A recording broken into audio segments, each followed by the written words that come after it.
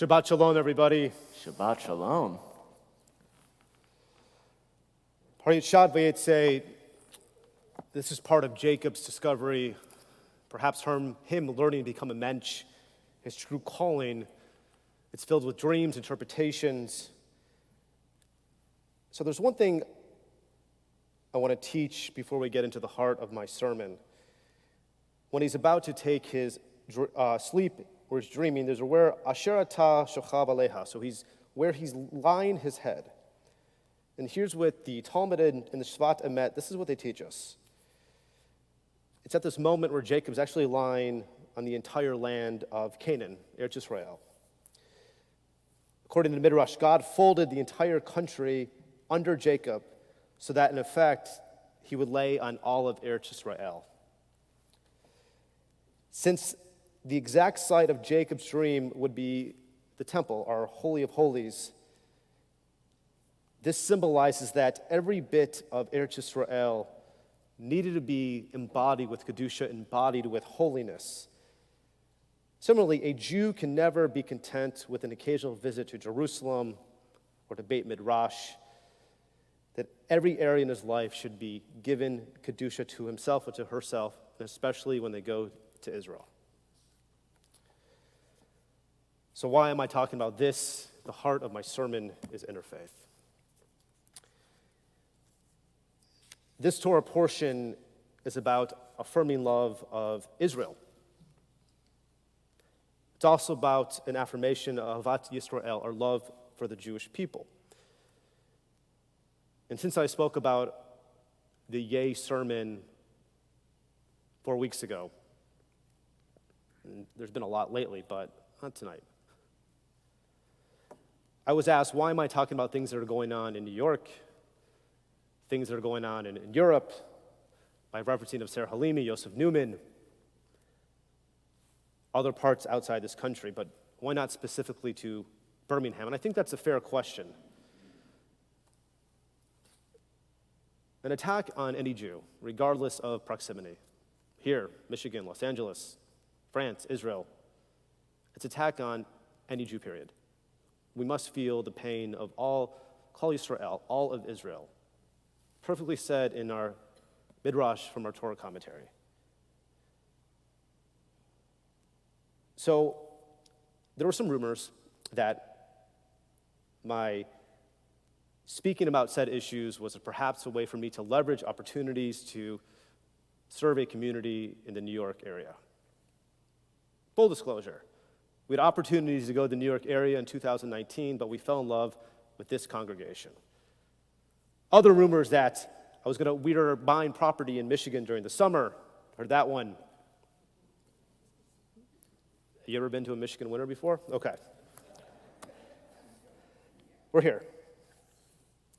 So tonight, the elephant in this temple.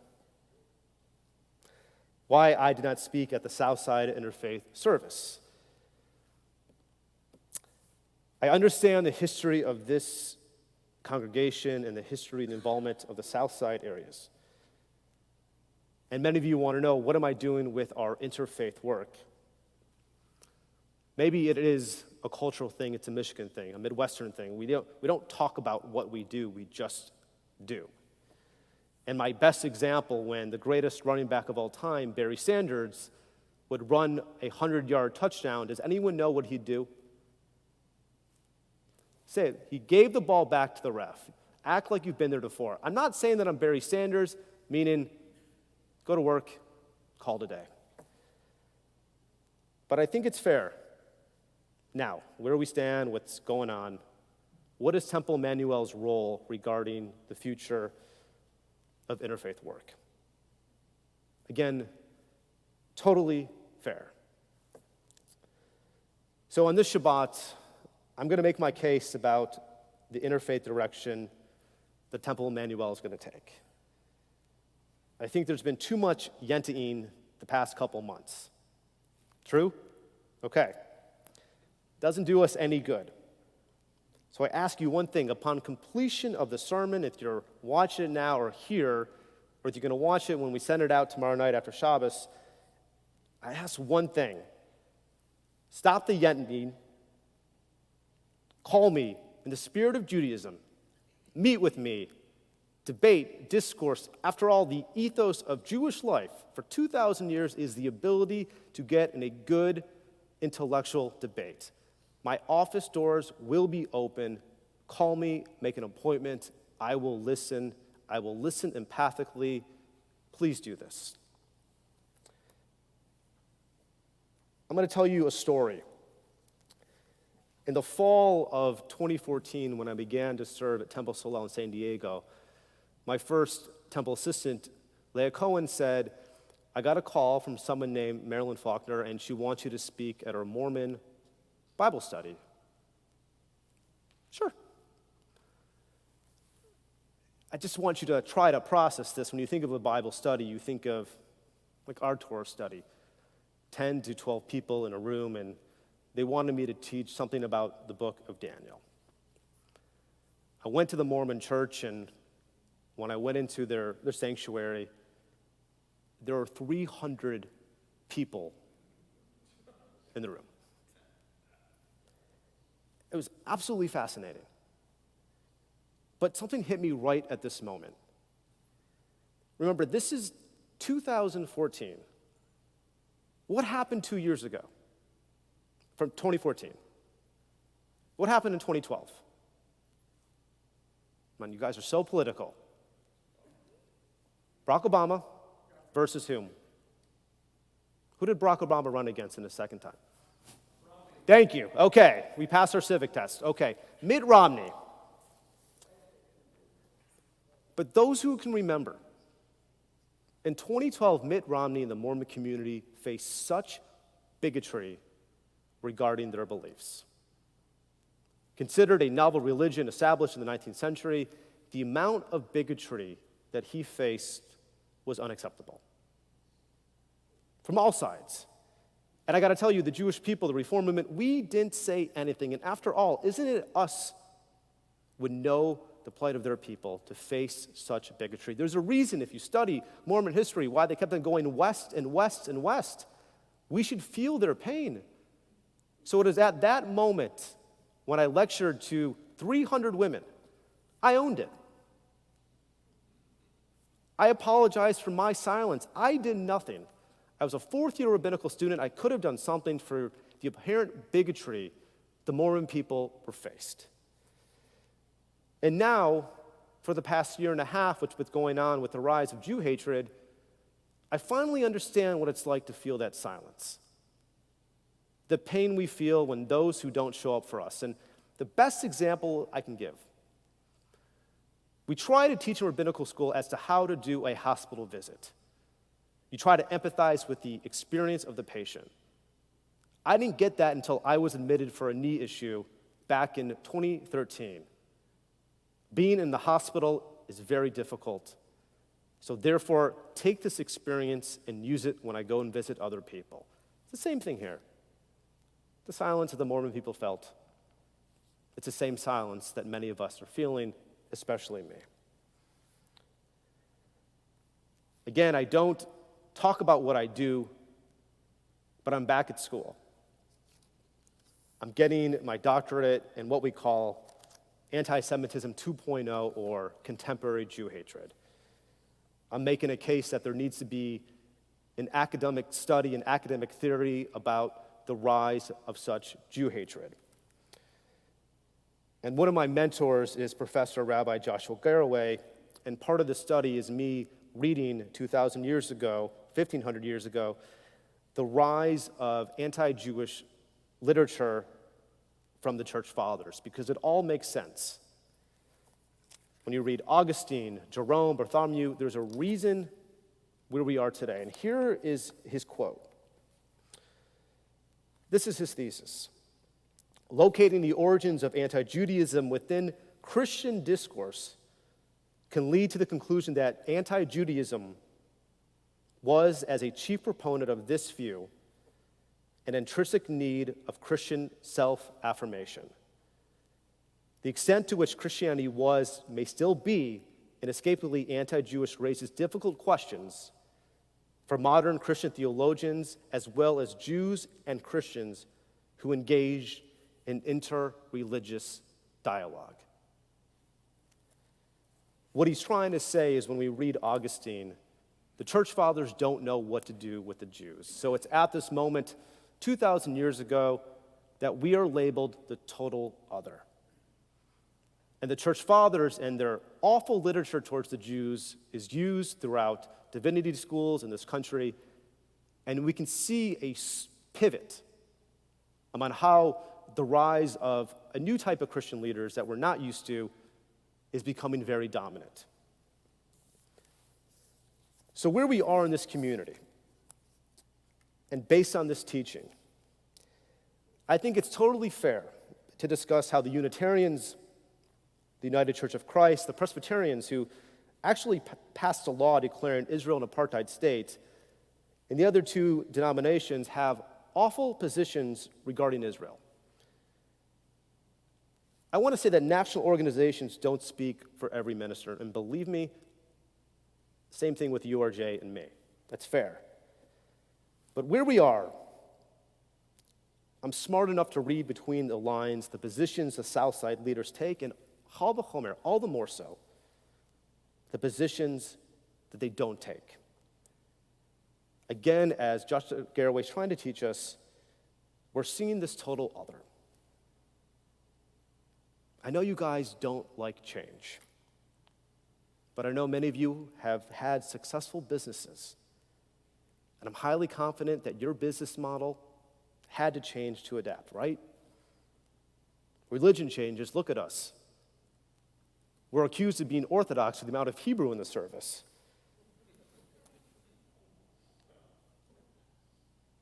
It's so different. Just go up this, am I right? But why can't we change our interfaith model? Is it because of our history? Is it because of our location? Now, for those who remember, maybe 23 years ago, there was a Liberty Park plan, correct?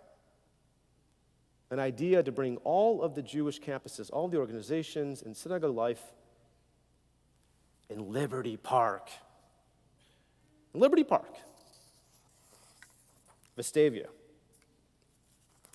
So the question is, if we were in Liberty Park, if this plan happened, some of us wanted it, a lot of people love this building. I'm not talking. But if we went to Liberty Park,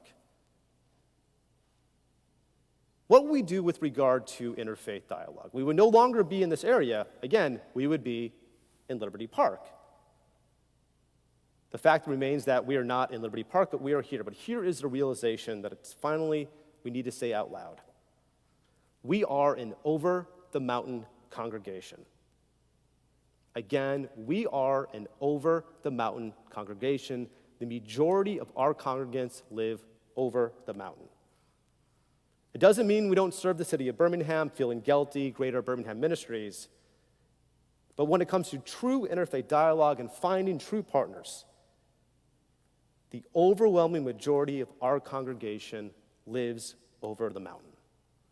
It's not just Mountain Brook, it's probably the majority.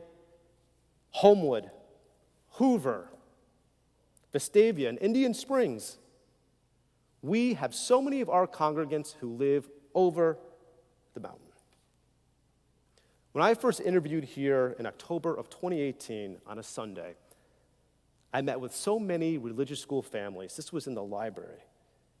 All of them were complaining to me about the school system in Mountain Brook, anti-Semitism, the whole history. This is the common theme, and they said, we just want you to be aware of what's going on. This is what we face. It was Jews who are born here and reared in Alabama. It was Jews from New York, Jews from Chicago. They talked about the problems in the suburbs. The greatest information that we can get as a congregation is from the pickup line, the carpool line at religious school. For those who come on Sunday, I'm there greeting every single child. I'm there saying goodbye to every single child, putting them in the car. It's at this opportunity where I get to kibitz with parents. But for the past month, I began my research. I asked all of our young families that were up, most of them that drove up, where do you want me for interfaith work? And here is the overwhelming majority. This is what they said. I want my kids' friends at school or on the sports team knowing that their pastors know our rabbi. Someone once said to me, you should know your customer. These are our customers. I want my kids' friends at school or on their sports teams knowing their pastors that they know me. They want me engaging with their leaders, and whenever issues arises, they want the comfort knowing that their rabbi is present. That we know their leaders, the pastors, and the elected officials. This is where they want, and this is an overwhelming majority of our interfaith efforts. They want me over the hill. 2 weeks ago, we had an incredible meeting with the clerical leadership at Canterbury Methodist Church. Their engagement director, she told us, for 13 years they've tried to do programming with the Jewish community. And she got no answer. We're going to do something incredible with a food drive in February. But even this afternoon, I spoke on a panel at Vestavia Country Club, a Jew inside Vestavia Country Club, wearing a kippah, with other congregants, other members of the Jewish community. A panel with a priest sponsored by the Birmingham diocese. It was an incredible event. So what's the plan? It's my plan to begin this new outreach. It's to meet with religious leaders over the mountain, to meet with city councils, Mountain Brook, Hoover, Vestavia, Indian Springs, creating partnerships, friendships, and knowing that we can count on each other. And I guess the main goal is when we work with these city councils that we can lobby each of these city councils where they adopt the working definition of anti-Semitism. The city of Vancouver province, they just adopted it.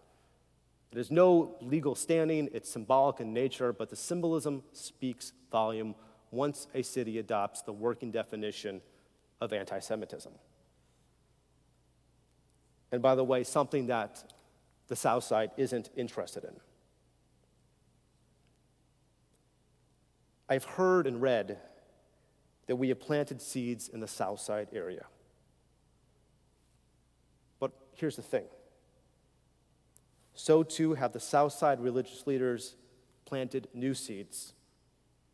And what has bloomed from the new seeds is not what bloomed decades ago.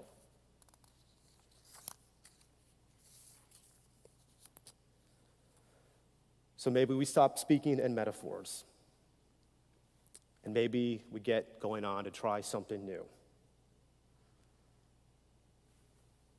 Most of the week I get this question, what are we going to do regarding our young families for the future of the Jewish people?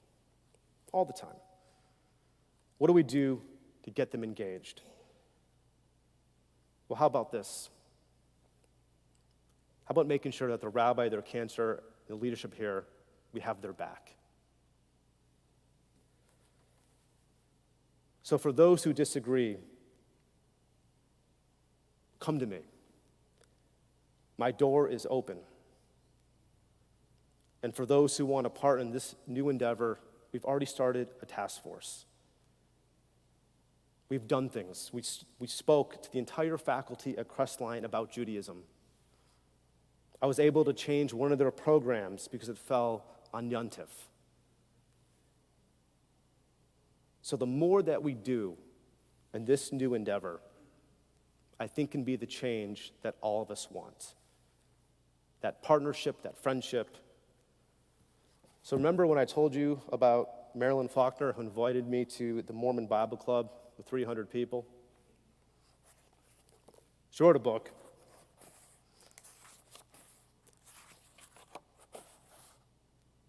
And she wrote to Rabbi Wright, in faith and fellowship,